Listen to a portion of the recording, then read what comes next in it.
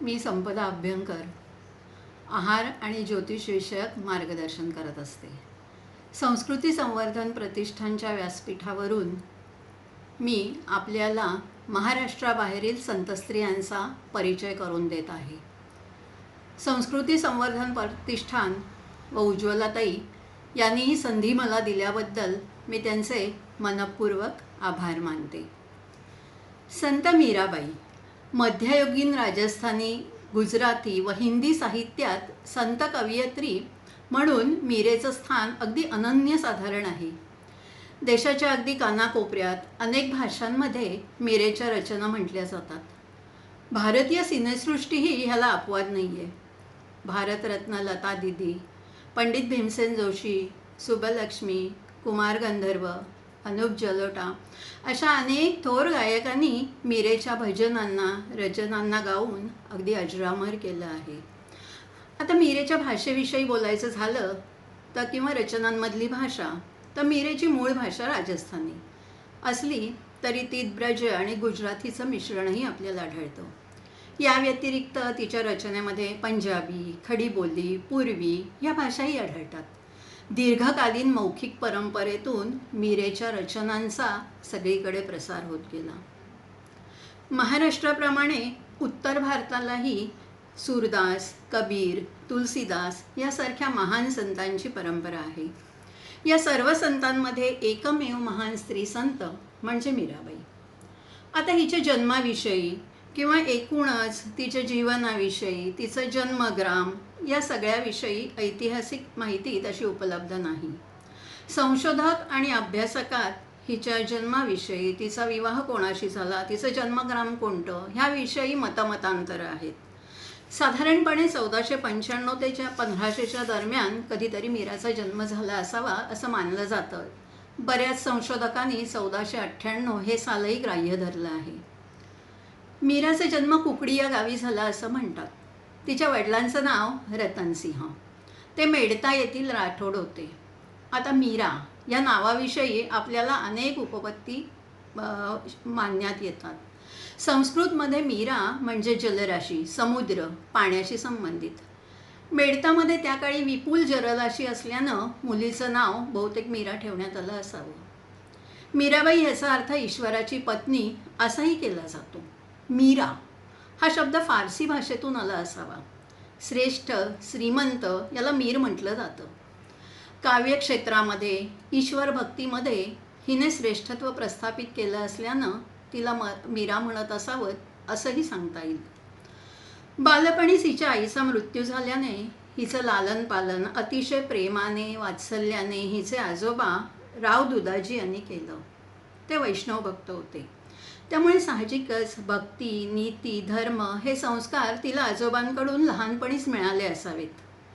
बालपणी एकदा लग्नाची वरात पाहत असताना मीरेने आईस विचारलं, माझा विवाह कोणाशी होणार?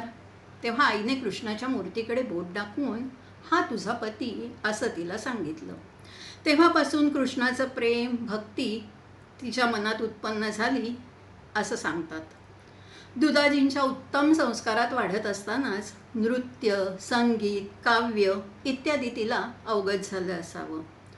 1516 ते 20च्या दरम्यान हिचा विवाह महाराणा सांगांच्या ज्येष्ठ पुत्र कुंवर भोजराज बरोबर झाला. आता ह्याविषयी अभ्यासकांमध्ये, विद्वानांमध्ये मतभेद आहेत. हिचं प्रारंभिक जीवन अतिशय सुखामध्ये गेलं. सासरीसुद्धा आईने हा तुझा पती असं ज्या मूर्तीकडे दाखवून सांगितलं होतं त्या गिरीधर लालची मूर्ती ती आपल्याबरोबर घेऊन गेली. संसारातली सगळी कामधामं, जे काही रोजचे व्यवहार असतील ते आटोपल्यावर मीरा कृष्णाच्या पूजेमध्ये अगदी रममाण होत असे.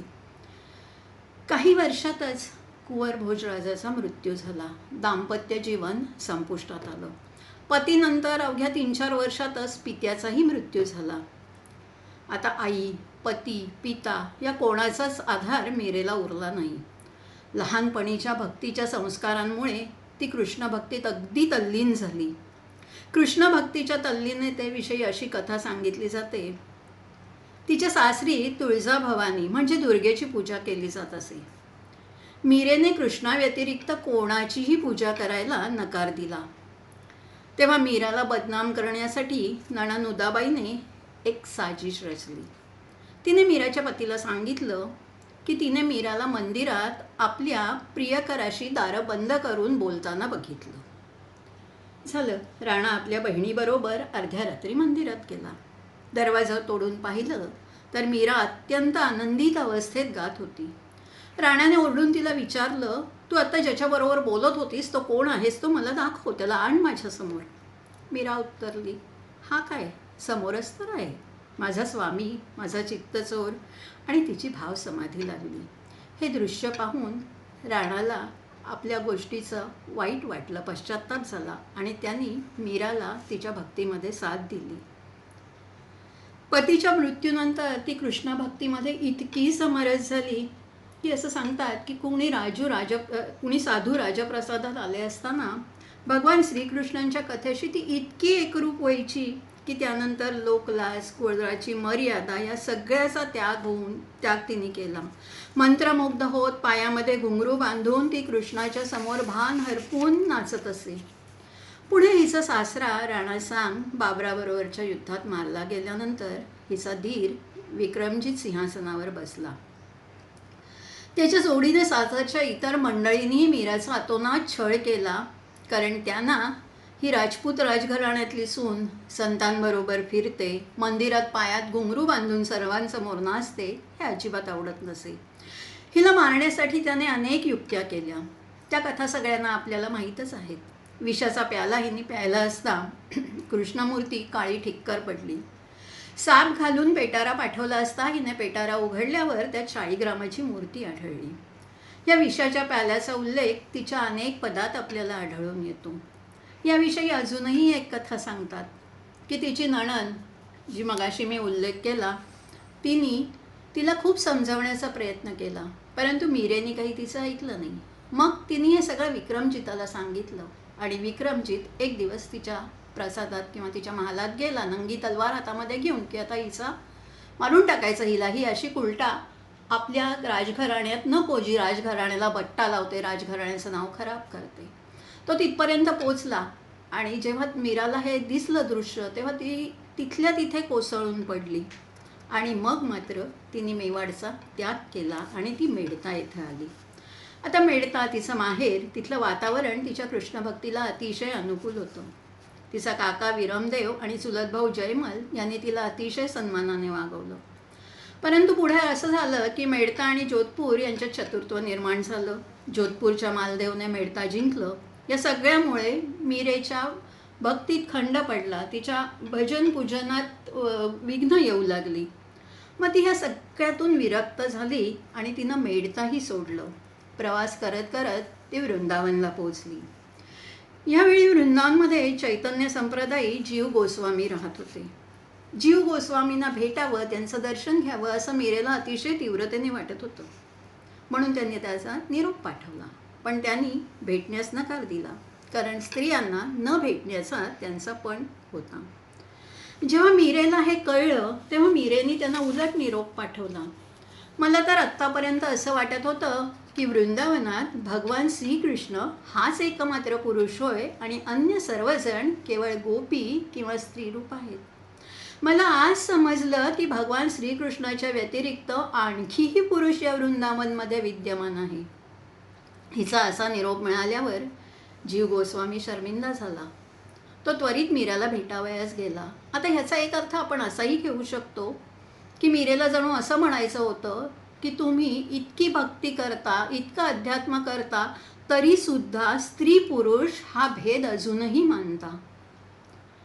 असो, मीरा 1538 पर्यंत वृंदावनात राहिली असं म्हणतात. जरी लहानपणी धार्मिक भक्तिमय वातावरणाचे मीरावर संस्कार झाले असले तरी तिला परमार्थाचा मार्ग नक्की कोणी दाखवला हे निश्चित माहिती नाही.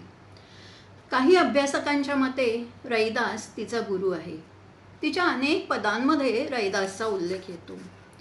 खोज फिरू खोजवा घर को, कोई न करत बखानी, सद्गुरु संत मिले रैदास, दीन्ही सूरत सहदानी.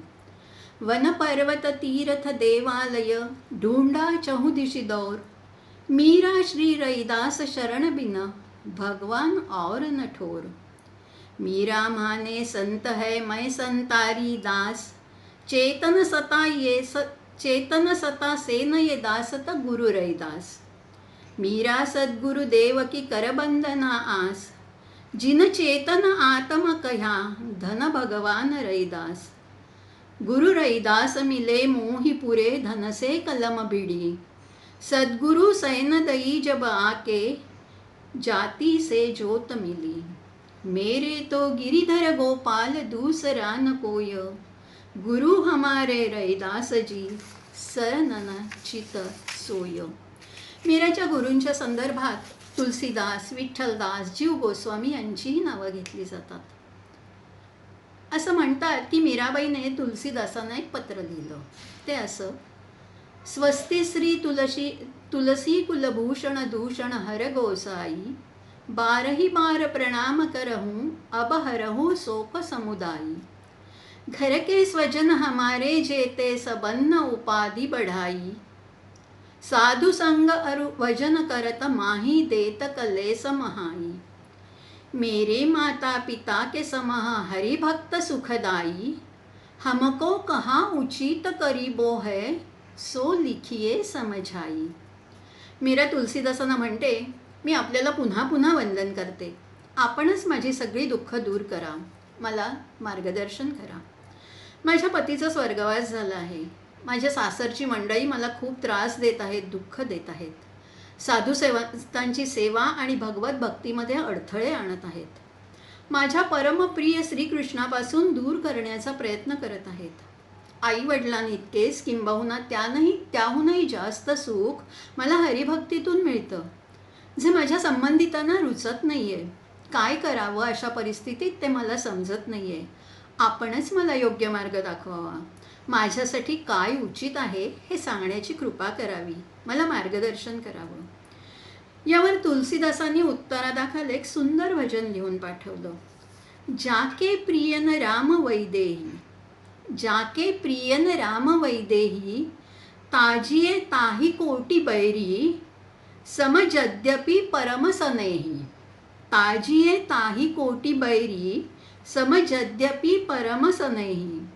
तजो पिता प्रल्हाद, विभीषण बंधू भरत महतारी. बलिगुरु त्यजो कंत, ब्रज बनितनी भये मुद मंगलकारी. नाते नेह राम के मनियत, सुहृद सुसैब्य जहालो. अंजन कहा आखी जेहि फुटे, बहुतक कहो कहाँ लो. तुलसी सो सब भांति परमहित पुज प्राण्यते प्यारे. जासो होय स्नेह राम पद एतो मत हमारे. संत तुलसीदास म्हणतात, जन परमेश्वराबद्दल प्रेम नाही, ईश्वर भक्तीची आवड नाही, अशा व्यक्ती कितीही प्रिय असल्या तरी करोडो शत्रूंप्रमाणे त्यांना समजून त्यांचा त्याग करावा असावा.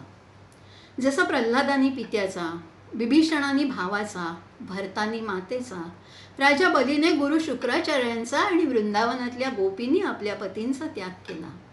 जेवढी शक्य आहे तेवढी भगवंताची सेवा करायला हवी, त्याची चरणी लीन व्हायला हवं, त्याच्यावर प्रेम करायला हवं.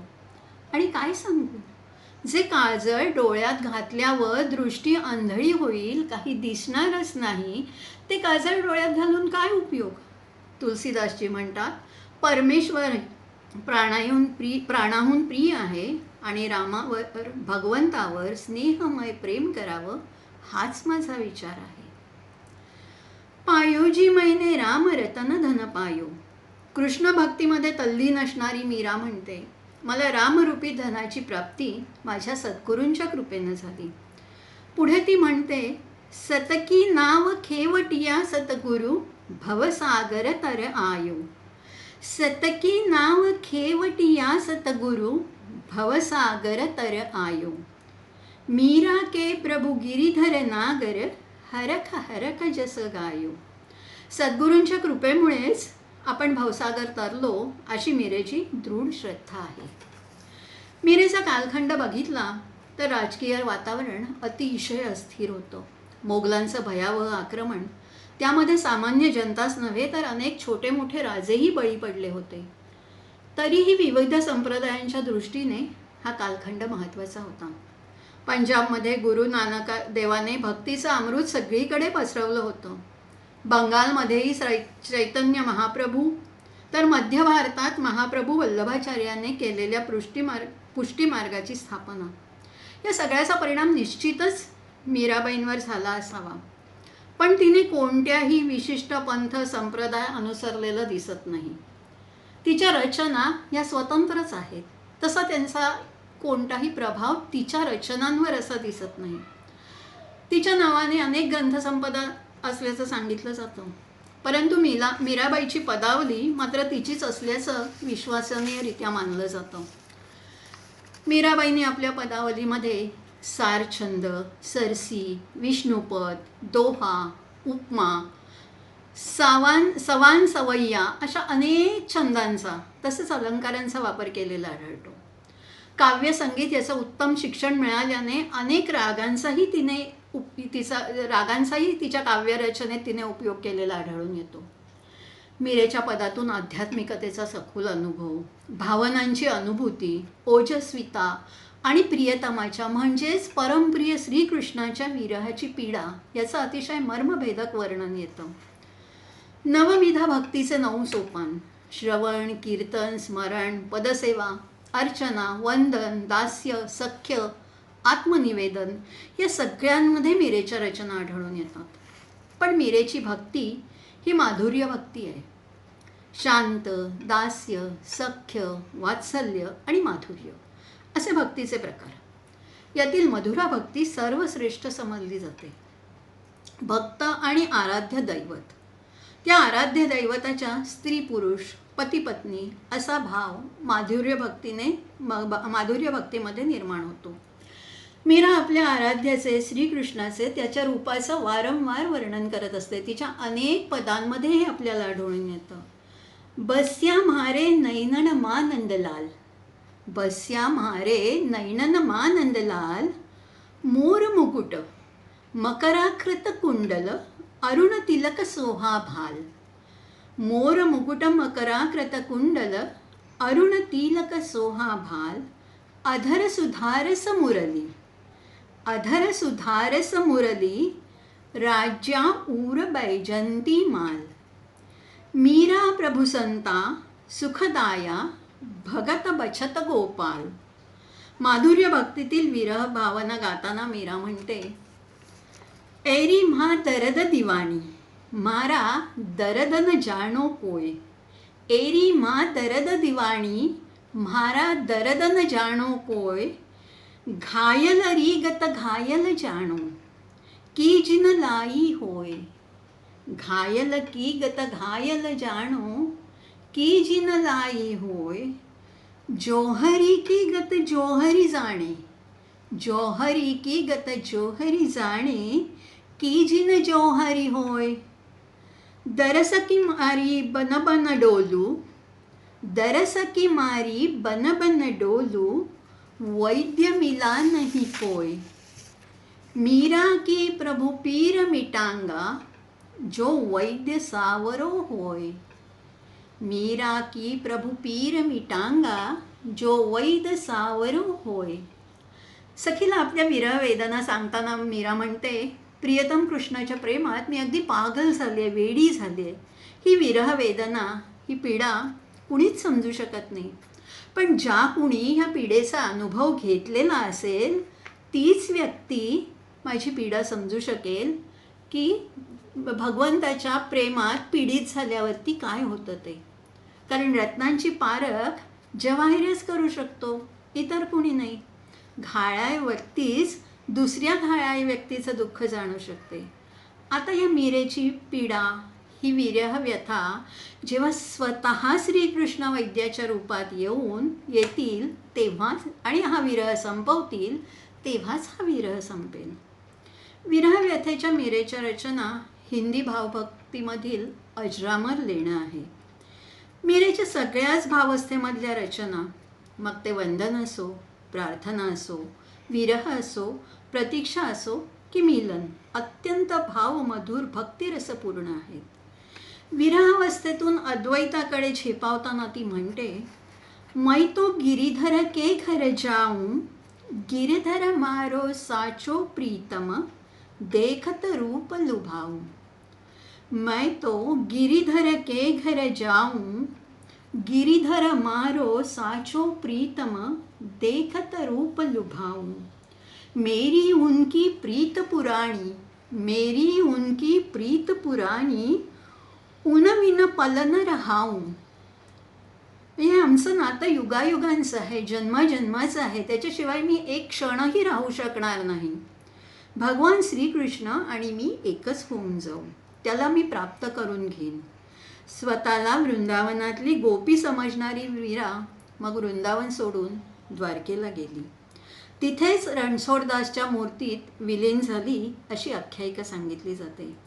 संपूर्ण कृष्णमय जीवन जगणारी मीरा तत्कालीन संतांमध्ये मधुरा भक्तीने अतिशय वेगळी आणि वैशिष्ट्यपूर्ण ठरते. धन्यवाद.